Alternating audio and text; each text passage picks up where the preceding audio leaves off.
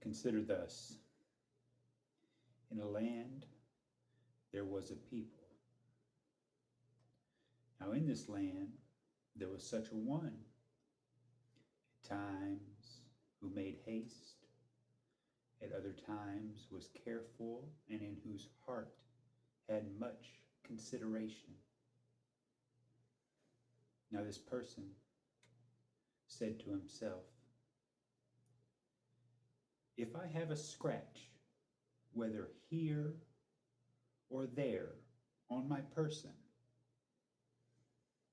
while being in a communal place of activity, or even a classroom for instruction, I shall immediately wash my hands thereafter. Yea, if I happen to have a scratch, I will immediately wash my hands thereafter. Not for my cleanliness or for my own conscience, no, nay, but for the conscience of another. So, this person, he started off when he had a scratch while being in the midst of his people, whether in a classroom for instruction or another place of communal activity, wheresoever he communed with his people, he washed his hands immediately thereafter. Yea, when he had a scratch, he washed his hands immediately thereafter.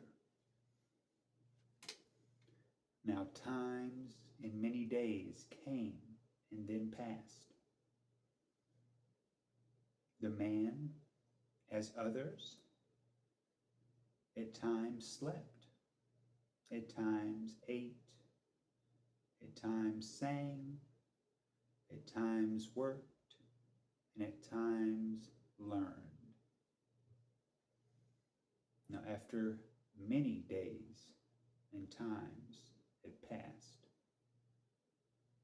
this man was in the midst of a communal place of activity or a classroom among his people.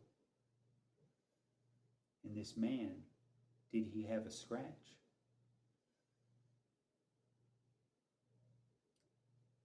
And at this day, for must needs, thereupon fell this man a lack of timeliness, even a busy schedule, and even conversation, even so much as for the heart to make haste. Was this man then not able to consider and even then wash his hands immediately thereafter having a scratch? Yea, he did not wash his hands this day when he had a scratch among his people. Now, tell me, was it only at this time the making of haste? Or was it ever even the lack thereof of timeliness? Or even the busy schedule? Or was it ever even the conversation that rendered this man removed from the immediacy of cleaning his hands after having a scratch?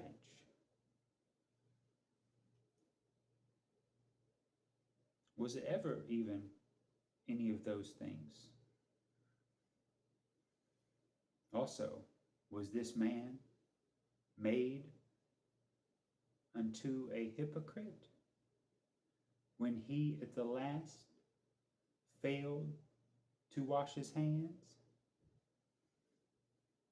Or more further,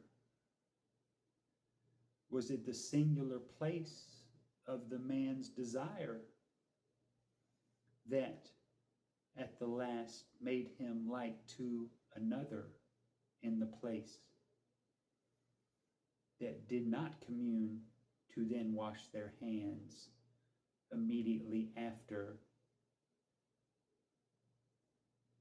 they themselves having a scratch?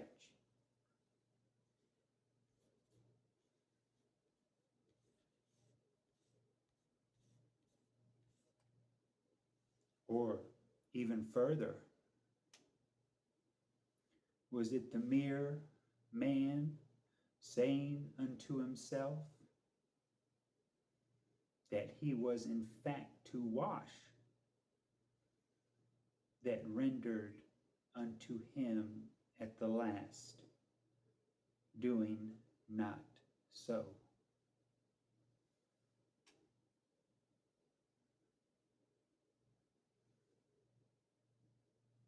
As it is written, man's goings are of the Lord. How then can a man understand his own way?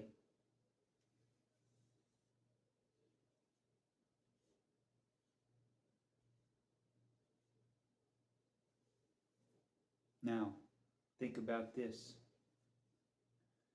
Does not the belly eat and drink, causing even the mouth and the heart to utter, I'm full? Or doesn't the belly even cause the vessel to then say, I need no more food?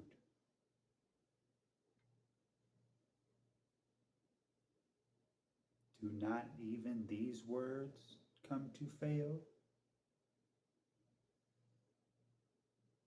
Whether from the heart to the mouth to the inwards. As it is written, all the labor of man is for his mouth, and yet the appetite is not filled.